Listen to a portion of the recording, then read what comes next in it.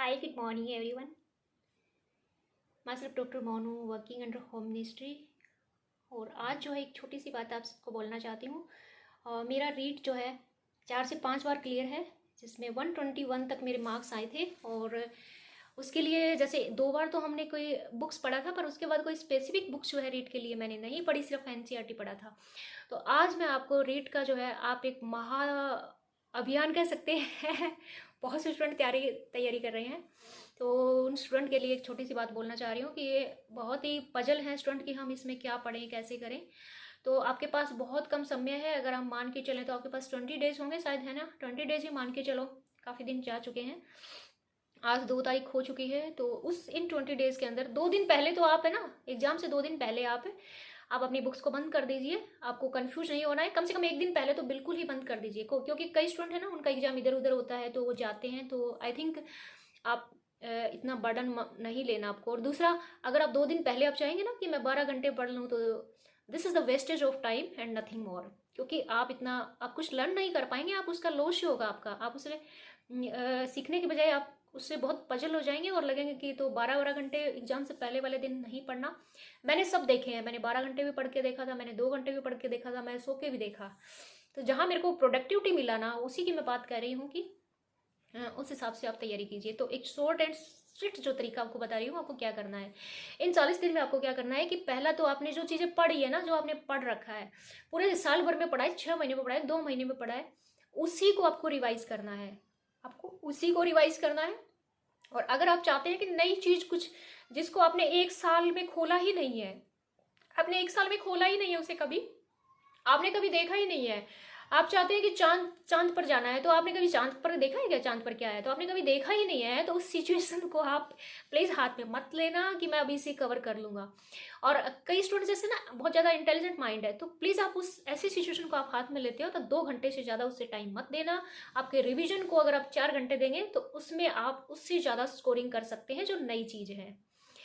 Number 1 ये हुआ कि आपको रिवाइज करना है वही चीज़ें जो आपने पढ़ी है, नई चीज़ नहीं। नंबर 2 आपको ये करना है कि रीड का सिलेबस आपके पास होता है, उसमें आपको पॉइंट जो है ना, आपको देखना है कि मेरा ये क्लियर है, ये क्लियर है, ये क्लियर है। आपको ऐसे अंडरलाइन करना है। अंडरलाइन करके आपको ये पता लग जाएगा कि इतना तो मेरा कवर हो गया है ना, और इतनी चीज़ें मुझे आती है, और हमें कौन सी चीज़ें नहीं आ रही। तो जो चीज़ें नहीं आ रही ना, जो आपका पहले का पढ़ा हुआ है पर आपको कन्फ्यूज है कि मेरे को पक्का याद नहीं है, ये नहीं आ रही, उनको आप डेली का जो है 4 4 5 5 घंटे दीजिए, उस सिलेबस को कवर कीजिए। गाइस, सिलेबस को कवर कीजिए सामने रख के, न कि पुस्तकों का ढेर लगा के उसे इधर उधर जैसे ये बंडल रखा हुआ एक एक दो दो पढ़ना है, ऐसे नहीं, है ना।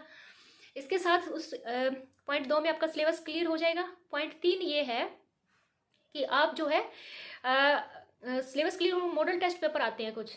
आप मॉडल टेस्ट पेपर जो है मार्केट से एक कोई भी टेस्ट पेपर आप ले लीजिए और उसकी आप डेली एक टेस्ट कीजिए, प्रैक्टिस कीजिए।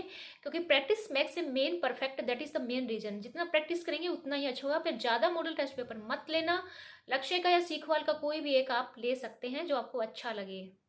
नंबर 3 हो गया। नंबर 4 ये है कि रीड के ओल्ड पेपर तो आपने बहुत पहले ही कर लिए होंगे, और फिर भी कोई महानुभाव है जो अभी तक नहीं किया तो प्लीज़ उन्हें भी कर लेना, क्योंकि अब रीड के ओल्ड पेपर वालों का टाइम नहीं है, वो बहुत पहले हो चुके हैं। नंबर 5 ये है कि आप जैसे उस सब्जेक्ट को जिसमें आपको लगता है कि मैं इसमें मैंने पढ़ा है पर मेरे तो इसमें याद नहीं रहेगा, मेरा इसमें गलत होगा ही, कुछ भी कर लूँ, उस पर आप टाइम वेस्ट मत कीजिए। उस बजाय उस सब्जेक्ट के आप उस सब्जेक्ट को ज़्यादा टाइम दीजिए जिसमें आपको लगे कि मैं इसमें और ज़्यादा अच्छा स्कोरिंग कर सकता हूँ। तो उस सब्जेक्ट के मार्क्स आप दूसरे सब्जेक्ट में जो आपको आता है उसमें आप ज़्यादा स्कोरिंग करके गेन कर सकते हैं। ठीक है। तीस और छठा एक बात है, note last and note the list, है ना। तो ये है कि आप कम से कम रीड की प्रिपरेशन अगर कर रहे हैं तो 8 से 9 घंटे आप टाइम दीजिए अगर आपको सिलेक्शन चाहिए। अब हम कह रहे हैं कि हम 5 घंटे पढ़ के भी उतना ही कर सकते हैं, तो नहीं। 5 घंटे ठीक है आप पढ़िए, पर आपके पास टाइम बहुत कम है और आपको चाहिए कि मुझे सिलेक्शन लेना है, तो 12 12 नहीं 24 24 घंटे भी पढ़ रहे हैं जो मैंने यूट्यूब पे देखा है, तो आप कम से कम 7 से 8 घंटे टाइम डेली का तो ज़रूर ही दीजिए। चाहे आप रिविजन कीजिए, हर आपको पढ़ना है, मोबाइल स्विच ऑफ रखना है ना। सातवां जो बात है जो आखिरी है वो ये है कि पढ़ाई के दौरान आपको मोबाइल जो है आपका स्विच ऑफ रखना, मतलब आपको दिमाग में और कोई बातें नहीं घूमती रहनी चाहिए, है ना। तो मोबाइल आपका स्विच ऑफ रहना चाहिए जब आप पढ़ते हो। 7-8 घंटे नींद फुल लीजिए, है ना। नींद आप कम से कम 6 घंटे आप कंप्लीट कीजिए। दूसरा है ना, इधर उधर की बातों में, जैसे दूसरे दोस्त हो उनसे थोड़ा वार्तालाप कम कर दीजिए, जो कहता है कि ये पढ़ लो, ये नया मार्केट में आया है।